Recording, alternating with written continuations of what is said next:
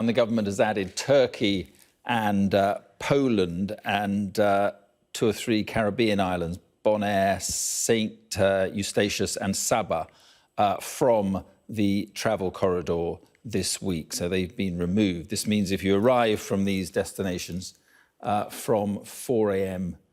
on Saturday, you will have to self-isolate. Our correspondent, Ashna Huranag, is with us now. So, Ashna, what more do you know about that? And also, give us an update on the latest numbers.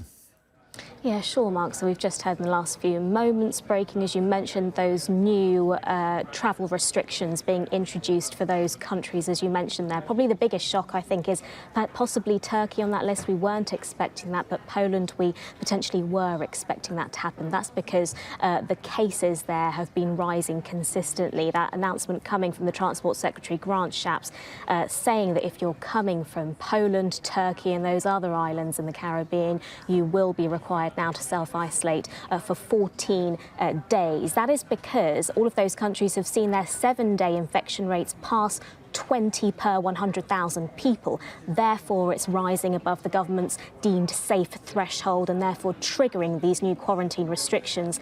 As Grant Shapps has also introduced and also mentioned for the first time, is people who do not comply with those self-isolation rules, they can now be fined a maximum of £10,000 if they do not obey those rules. So it does mean that for UK holiday makers, there will be a frantic scramble to try and return home before 4 a.m.